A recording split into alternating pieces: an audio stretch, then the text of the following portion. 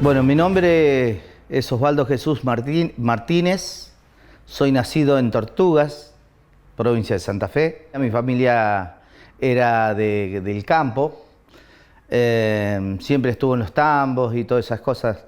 Y a los 12 años me voy a vivir con mi familia a la ciudad del Trébol. No me fui nunca más del Trébol. Mis papás abandonaron el tambo y volvieron a Tortuga otra vez. Y yo me quedé en la ciudad del Trébol porque primero a trabajar y después empecé a jugar al fútbol. Yo jugué muchos años en la Liga Departamental San Martín, en Club Atlético Trebolense del Trébol, y trabajaba en el mismo club. Bueno, yo cuando era chico, mi vida la hice, mi juventud, mi niñez la hice en Lucio B. López. Bueno, yo nací en Rosario. Arranquemos que nací en Rosario. Y después me fui a vivir ahí, a ese pueblo, y a los 10 años mi papá nos lleva a San Nicolás, consigue un trabajo él, porque en ese momento, al ser un pueblito muy chiquito, no había trabajo, solamente él tenía que trabajar en el campo para que podamos subsistir. Y bueno, un primo de él que vivía allá en San Nicolás lo llama y le dice que si quería ir a probar suerte, y bueno, mi viejo fue laburador toda la vida, a lo que lo llamaban, él iba, era más joven en su momento, y bueno, fue él y estuvo un tiempito y después nos llevó a toda la familia para allá, para San Nicolás. A los 15 años, bueno, mi papá me dijo, bueno, o estudiás o trabajás. Ese era el lema en su momento. Bueno, trabajé, a los 15 años entré a trabajar, en las parrillas, en las confiterías, de lavacopa, todas esas cosas. El sueño mío era, bueno, algún día poder primero disfrutar con mis amigos, disfrutar ahí mis 15, 16, 17, 18 años, disfrutar ahí en donde estaba, en San Nicolás, y cuando fuera mayor, el sueño mío era volver para Santa Fe y volver al campo, vivir en estos lugares, en estos pueblos de acá, porque a mí me gusta soy muy pueblerino, la ciudad nunca me gustó. Y bueno, si era posible vivir en un campo, qué sé yo, siempre me tiró el campo. Y yo quería volver al campo, soñaba con volver al campo porque toda mi familia, de parte de mi padre, ellos son todos de allá, de los tambos. Y yo cuando tenía vacaciones, cuando era chiquito, terminaba hoy las vacaciones y yo ya mañana, al otro día estaba allá con ellos. Y me quedaba hasta un día antes de que empezaran la escuela de vuelta. Yo, la infancia más hermosa que tuve en la vida la tuve con ellos, con mis tíos, con mi abuela, porque nos trataban con mucho amor, con mucho cariño, y estábamos en un lugar que yo personalmente adoraba, me levantaba. Ellos se levantaban a las 3 de la mañana, a las 2 para hacer el tango, y yo me levantaba con ellos. Y me decían, ¿qué haces acá? Andá a dormir. No, yo quería disfrutar todo eso. Disfrutarlo, y así, y después a la tarde cuando iban de vuelta a trabajar, y yo estaba también con ellos ahí, y de ir a buscar las vacas a caballo, y de ir con ellos en sulky al pueblo, hacer 10 kilómetros en sulky para ir a hacer las compras. No, yo disfrutaba full. Entonces mi sueño era ir a vivir con ellos para allá o estar cerca de ellos, porque amaba y amo el campo. Me encanta hasta que me llega el sorteo. Salí sorteado en el servicio militar obligatorio. Me toca el número 898. Yo nunca pensé que me iba a tocar Marina. Todos me decían que era aeronáutica, un número para aeronáutica. Y cuando llegamos al momento de la incorporación, que nos incorporaron a todos, fue cuando me dijeron, usted le toca Marina. Cuando me llega el sorteo, yo estaba en casa, expectante con la radio, con los diarios en ese momento. Y bueno, me toca el número de sorteo 907. Y bueno, ya se calculaba que ese número era muy factible que me tocara Marina. Así que bueno, así fue. Me presenté en San Nicolás, en el combate 101 ahí de San Nicolás, y de ahí me derivaron. Cuando nos llaman que nos tenemos que presentar, nos suben a un tren ahí en San Nicolás, directamente a Junín, porque pertenecía Distrito Junín. Montones de vagones, nos cerraron todas las ventanillas y la Bahía Blanca.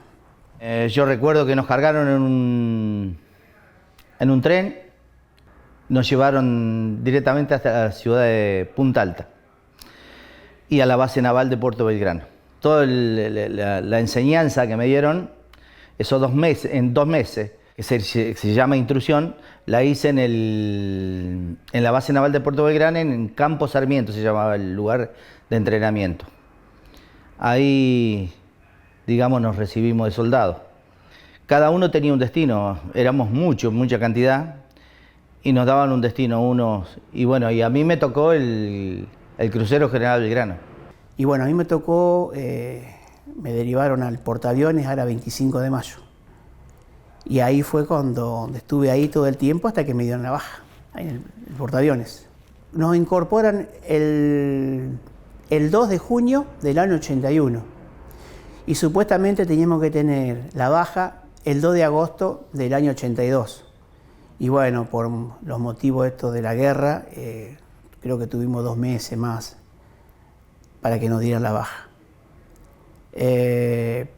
Pero no, yo, el 81 es cuando nos incorporan a nosotros, el 2 de junio del 81. Después, cuando viene el tema del hundimiento y todo, nosotros ya hacía 7 meses que estábamos viviendo, nuestra casa era el crucero, era mi casa, yo la sentí así. Ahí había que empezar una intrusión nueva, porque a nosotros no habían hecho una intrusión para tierra. Era impresionante, yo veía eso y yo no, en realidad, imagínate, yo venía de un pueblo chico, yo no conocía lo que era un barco, no conocía el mar. Aparte era muy pobre, yo no tenía medios como para haber conocido el mar o un barco tan grande. Para mí era todo nuevo, todo desconocido. Cuando subimos al barco ya nos estaban esperando, que el barco estaba en el puerto, digamos, en la dársena. Nos dicen, bueno, usted viene para acá, usted va para allá, usted va para acá. Cada uno tenía un destino. Yo en el barco me tocó ser artillero. Yo estaba en batería de 40 milímetros, en la antiaérea. Yo tenía los proveedores que me pasaban la munición, que eran peines de 4 proyectiles, que entraban en la recámara y al entrar en la recámara salta el peine que los contiene y el cañón va tirando a repetición. Pam, pam, 2 bocas. Había un cargador izquierdo y un cargador derecho. Yo era el cargador derecho. Mi función era estar las 24 horas de guardia en cubierta de vuelo. Teníamos una especie de isla, una islita, así le llamamos nosotros, isla, con una entrada, con una puerta así de buque, y hacíamos guardia todo en el suelo, tirado. Me acuerdo que tengo muy presente que teníamos un termo así alto de acero inoxidable con mate cocido las 24 horas caliente, hacíamos así nomás, y nos tomamos mate cocido, y bueno, después, bueno, el pan a pedir pan a las panaderías, eso no me lo olvido más, ese pan calientito. Y bueno, la función nuestra era estar ahí 24 horas en cubierta de vuelo. Por ahí nos tocaba ahí adentro, estar adentro, y por ahí nos tocaba al costado del buque, donde estaban todos los tanques de combustible. Y bueno, ahí nos teníamos que comer la lluvia, las olas gigantes, mojarnos, la niebla, el frío, el viento que nos cortaba los labios, teníamos todos los labios todos cortados. Estábamos muy bien abrigados, pero no alcanzaba. Mi función es estar ahí para abastecer a los aviones que salían a atacar a Malvinas con combustible. Siempre tenía que estar todo listo, todo preparado. Así que en su momento, cuando estábamos en el puerto, teníamos que lijar, pintar, revisar todas las cañerías, mirar que esté todo continuamente haciéndose trabajo en el puerto. Ese era el trabajo que teníamos nosotros. Para en su momento, cuando tengamos que usarlos verdaderamente, esté todo en condiciones. Y bueno, ahí empieza mi entrenamiento. A navegar primero, aprender a navegar, aguantar las navegaciones en el sur. Tuvimos, yo no recuerdo bien cuántas navegaciones, pero creo que tuvimos 5 navegaciones antes de la guerra. Y empezó una vida nueva para mí, porque empezamos a aprender a navegar también, que había que aguantar para navegar porque mucha gente se descomponía por las grandes tormentas de mar que nos agarraban. Y bueno, ahí había un momento que teníamos que atarnos, por ejemplo, a la cama para poder dormir a la noche. Después teníamos las guardias en salida, así, navegando, teníamos las guardias de crucero de guerra, que era cada uno en sus cañones. Hacíamos guardia de 4 por 8. O sea, 4 horas de guardia y 8 descanso. Todo esto antes de la guerra. Así estuvimos, hemos navegado y hasta tuvimos la suerte de navegar en un viaje de placer que el crucero General Belgrano hace a Punta del Este. El barco fue premiado en ese año por la Fuerza Armada para que tenga un viaje de placer. ¿Cómo nos enteramos que teníamos que ir a Malvinas? Bueno, nosotros por cada tanda teníamos 5 navegaciones. Yo por el tema de Malvinas, por la guerra, tuve 9. Porque tuvimos que volver de vuelta al puerto, después volver de vuelta al lugar de conflicto. Bueno, nos enteramos nosotros en una de las navegaciones que hacíamos, estábamos navegando y de repente nos llaman todos a cubierta de vuelo. Entonces hacemos formación en cubierta de vuelo y ahí viene el comandante y nos comunica que teníamos que pegar la vuelta a Puerto Belgrano. Teníamos que pegar la vuelta porque había un conflicto con Gran Bretaña por Malvinas, por las Islas Malvinas. Yo no sé, será porque me crié prácticamente en el campo, yo no sabía que Malvinas existía. A mí en la escuela nunca me enseñaron que existían las Malvinas. A mí. Muy poca información teníamos de Malvinas. Que había una isla que nos pertenecía, pero estaba habitada por otro país. Y bueno, nos avisan que tenemos que pegar la vuelta porque teníamos que reprovisionarnos para poder salir y ir al conflicto. Y bueno, volvimos y empezaron a desfilar todos los camiones con mercadería, combustible, los camiones, filas y filas de camiones con combustible y bueno, después ni hablar, con aviones, helicópteros, armamento, bombas, misiles, todo eso tuvimos prácticamente 2 o 3 días. Hasta que, bueno, una vez que nos reprovisionamos bien, partimos y nos fuimos para el lugar, para el Atlántico Sur. Y bueno, nosotros éramos custodiados todo el tiempo, en su momento, éramos custodiados por 4 destructores.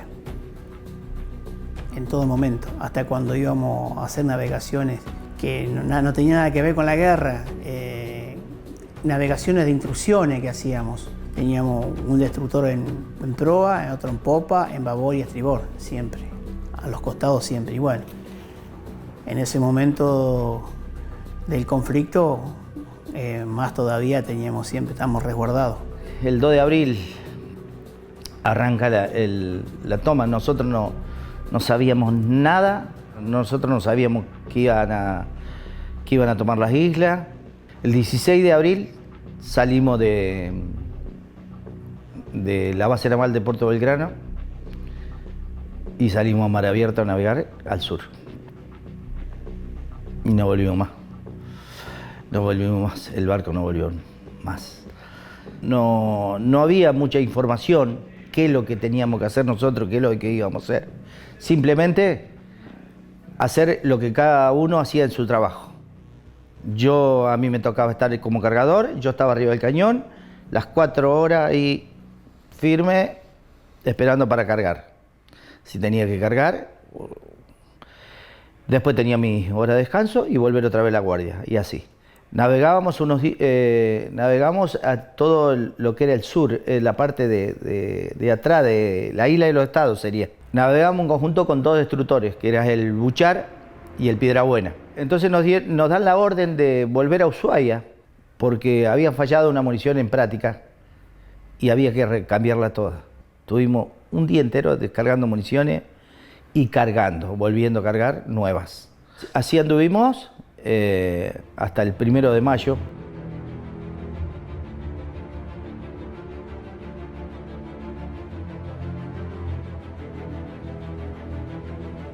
Y nosotros por la edad, éramos pibes, teníamos 18 años, a lo mejor no le tomábamos la seriedad que a lo mejor después, con el tiempo que iban pasando los días, íbamos escuchando qué es lo que estaba pasando, ahí ya entramos a tomarlo más con seriedad el tema. Pero en su momento cuando salimos, cuando íbamos para Malvinas, no, es como que vamos a estar 2 o 3 días y nos vamos a pegar la vuelta.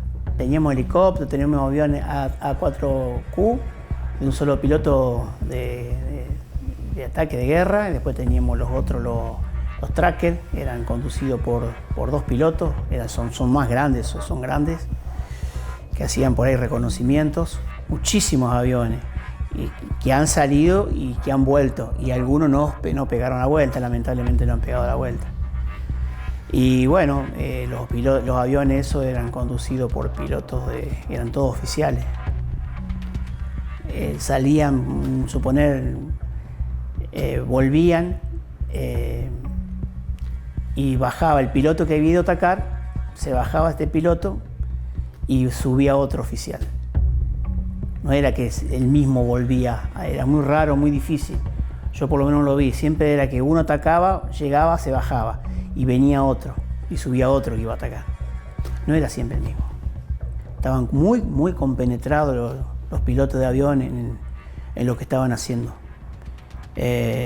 Aparte para nosotros eran unos monstruos. Era como que nos daba no sé qué de saludarlo cuando se bajaban con los cascos en las manos así, que volvían de atacar. Nosotros era un orgullo terrible que bajaran y estuvieran al lado nuestro.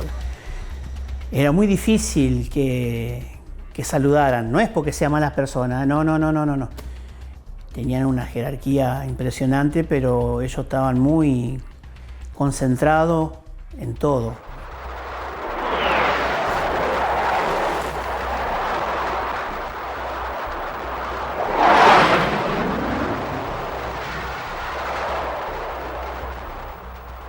Yo camufladamente tenía una radio chiquita porque no nos dejaban tener nada. Yo tenía una radio así y bueno, éramos 10, 15, 20, todo así en mi radio, así escuchando las informaciones. Me acuerdo cuando íbamos, que todavía no habían tomado Malvinas los argentinos, íbamos y nos reíamos porque escuchábamos las FM de Malvinas y hablaban todo inglés, no se entendía nada. Tenían la radio ellos y hablaban ellos, la radio ponían música, todo. Hasta que cuando entraron los nuestros se escuchaba folclore y hablaban y zapucá y gritaban y hablaban los nuestros, era una emoción terrible. Y nosotros escuchábamos todo porque pasaban todo lo informativo, todo lo que pasaba por ahí. El 1 de mayo suena el zafarrancho de combate. Son distintas sirenas para zafarrancho de combate y zafarrancho de abandono del barco. Todo a sus puestos, cubriendo las guardias, todo el movimiento general fue terrible. No me acuerdo las horas que esperamos arriba de los cañones, hasta que nos dijeron el barco va a volver a navegar, va a salir de la zona de combate. Se abandona la guardia y queda el guardia de crucero de guerra nada más. Y los demás van a descansar. El 2 de mayo me toca guardia desde las 12 del mediodía a las 4 de la tarde. Veníamos navegando con los 2 destructores a la par. Nosotros no sabíamos nada, no veíamos nada, ningún enemigo cerca, no teníamos nada en ese momento. Yo como estaba de guardia, empiezo a ver que los destructores se van, se nos alejan. Cada vez se van más lejos, cada vez se veían en el horizonte. Y viene el recambio de guardia, 4 menos 5 de la tarde. Largamos la guardia quedan los compañeros que venían a renovar la guardia y nosotros nos vamos a buscar el jarro para tomar el mate cocido.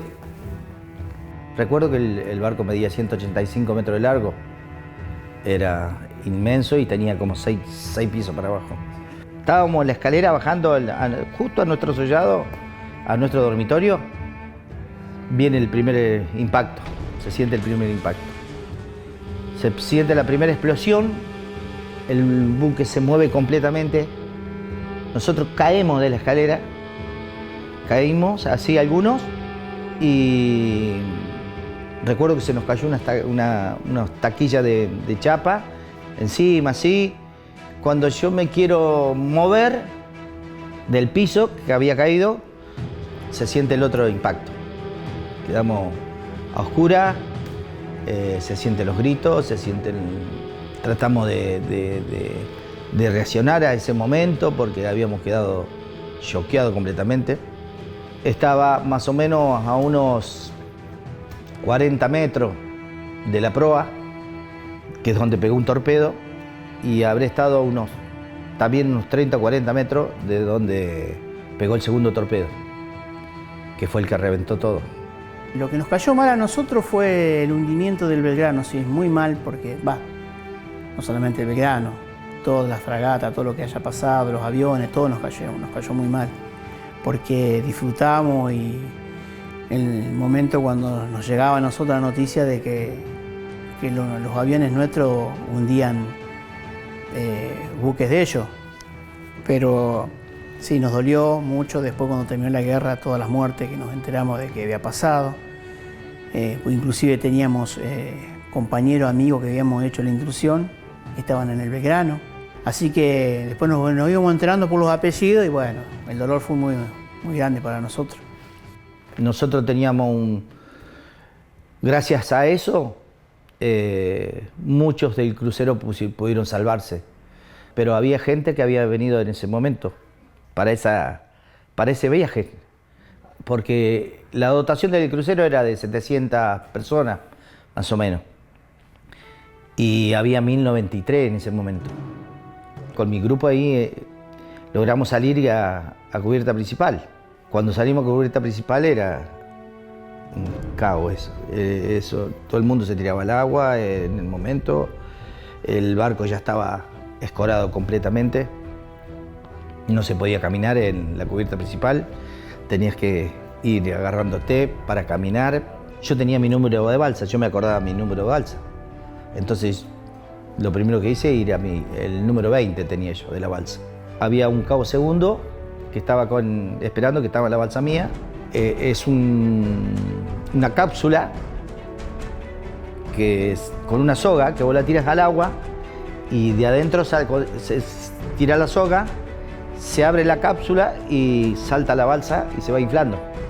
Cuando bajamos la balsa, nosotros estamos en nuestra tarea y lo demás también, cada uno hacía en su momento su tarea y nosotros quedamos ahí arriba esperando la orden del comandante.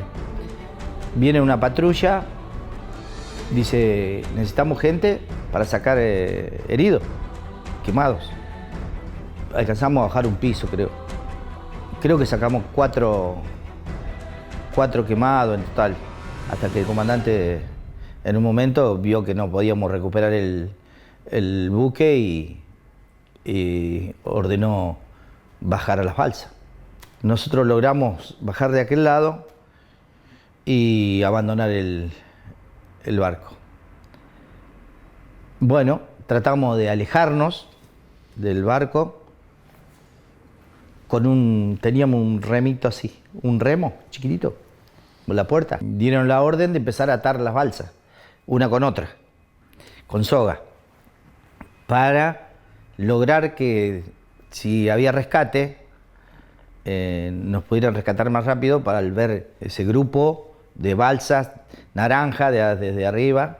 Se vino la tormenta a la noche. La tormenta y cortar soga y separar las balsas. Y cada uno anduvo a la deriva. Fueron en total 26 horas que estuve en la balsa. Fue el peor momento y en donde yo más miedo estuve, yo pensé que no salíamos más de ahí. Porque de la forma que estaba la tormenta de mar y se nos había roto las puertitas, digamos, de cierre, entraba agua, una parte se nos desinflaba porque estaba pinchada. Tiene 3 compartimentos la balsa. Con 2 compartimentos inflables puede andar la balsa y uno pinchado pues no hay problema. Pero te quitaba espacio, éramos 14 adentro. Eso fue lo más terrible, es sobrevivir a la naturaleza, a la tormenta, al agua, al frío. Sabía que si nos daba vuelta así, chao, ya está. Por supuesto que quedé choqueado, que no sabía cómo reaccionar en el momento de los torpedos y todo eso, pero donde yo más miedo sentí fue en la balsa. Pedí a Dios, me acordé de mi mamá, de mi papá, de todo, de mi familia. No miedo, yo miedo, por eso digo, cuando a mí se me cayó la ficha después de tantos años, miedo cuando salí de baja, a los 2 meses que salí de baja, estaba solo en mi casa, yo durmiendo una siestita así, y mirando así para arriba, para el techo de mi casa, ahí es como que dije, ahí me puse a pensar que había estado en una guerra, ahí. Pero tampoco es que me enloquecí, que lo tomé a mal, que tuve que hacerme tratar con profesionales. No, ahí mira, yo estuve en una guerra, yo ahora que me estoy dando cuenta en una guerra.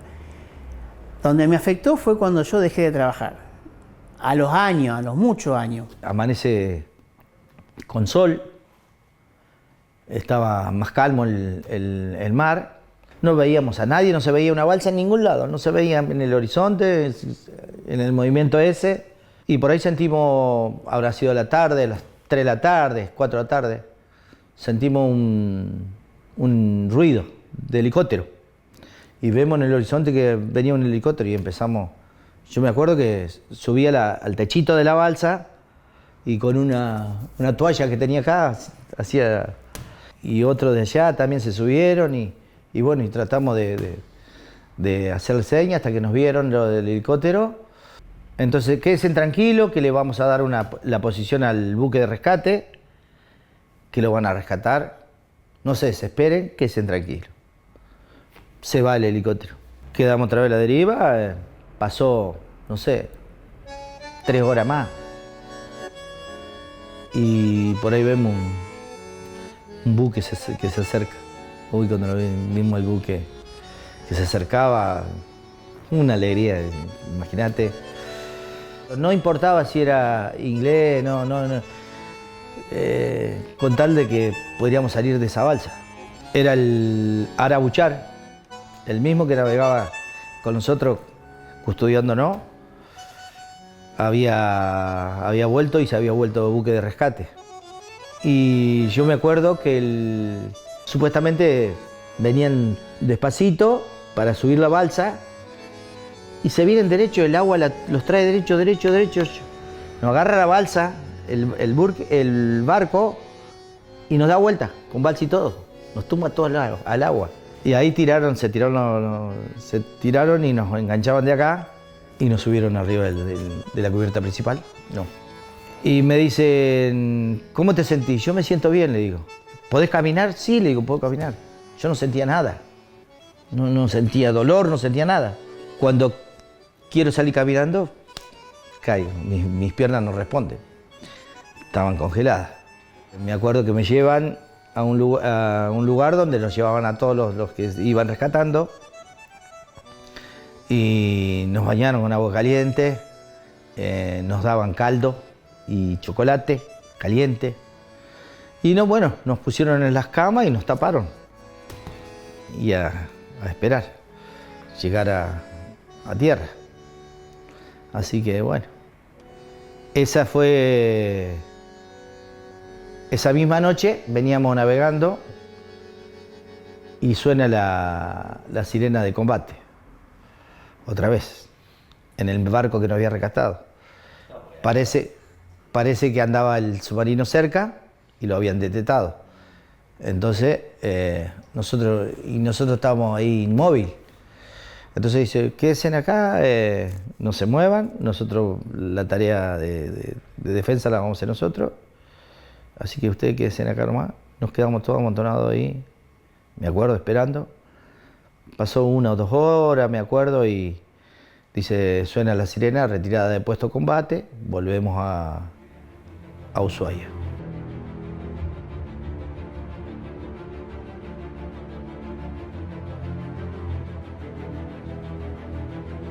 Una vez que, bueno, ¿cómo nos enteramos que la guerra había terminado? Nos enteramos en su momento en el lugar en el conflicto. Estábamos allá cuando ahí nos enteramos de que se habían rendido y que teníamos que pegar la vuelta. Así que sí, nos pegamos la vuelta y nos quedamos en el puerto ahí. Y después tuvimos que esperar 2 meses más para salir de baja. Llegar a Ushuaia, donde toda la gente estaba esperando, preguntándote si conocías a alguien, si conocías a este, si conocías al otro, si lo viste, si no lo viste.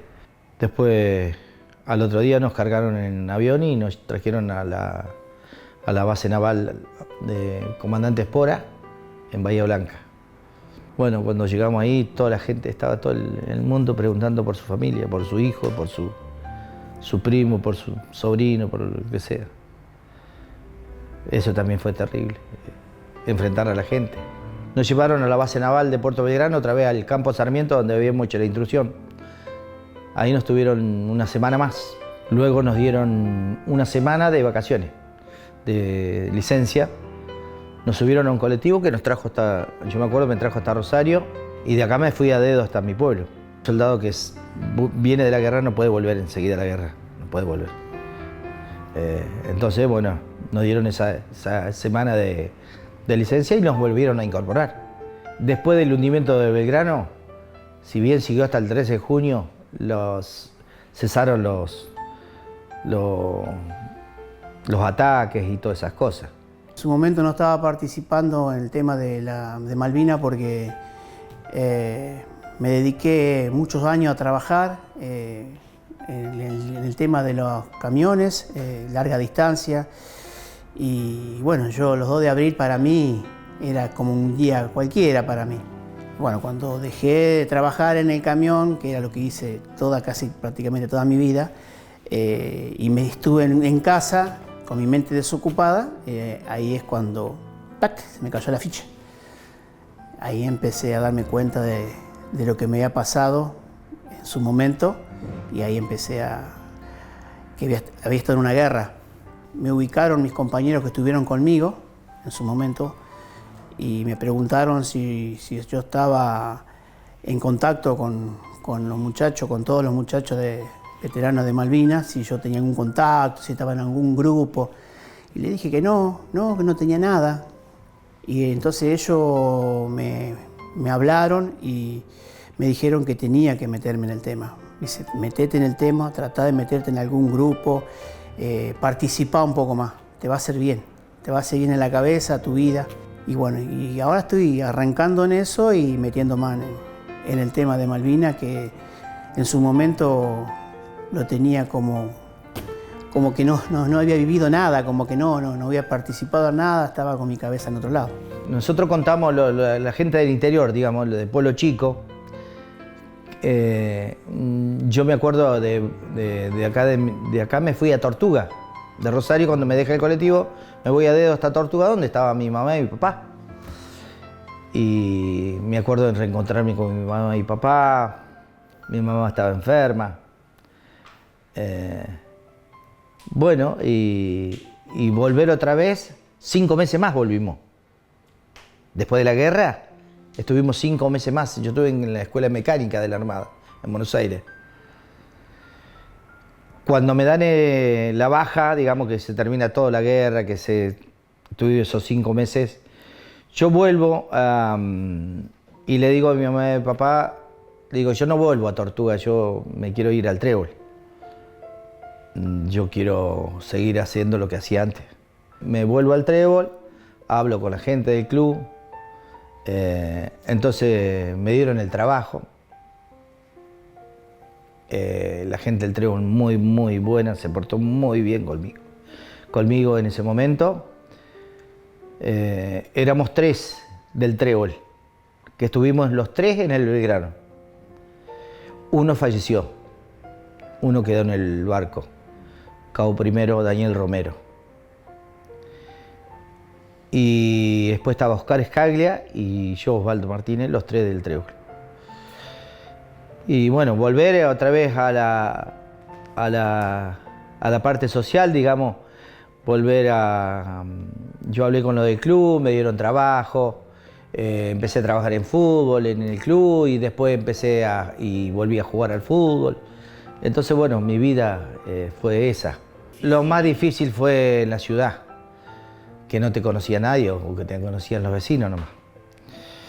Eso fue lo que me cuentan los demás que estuvieron en la ciudad, que fueron que sufrieron totalmente porque no podían conseguir un trabajo, no pudieron conseguir la atención que necesitaban. Nosotros tampoco tuvimos una atención médica, digamos, adecuada, pero que nosotros si queríamos ir a un médico podíamos ir. Yo soy de Totoras, pero a las afueras de Totora, cruzando la ruta, hay una villa deportiva donde está el Club Atlético Totora Junior. Y alrededor está casi medio afuera del pueblo, en el campo. Y alrededor se ha hecho un barrio, todo alrededor de del complejo ese deportivo, hay casa. Y yo tuve la suerte, ahora 10 años, 12, de comprarme un terreno y me edifiqué una casa. Tengo una casa ahí, está toda amueblada como para vivir, tiene todos los lujos, todo. Y la hice hacer yo y la revestí yo y la amueblé toda yo.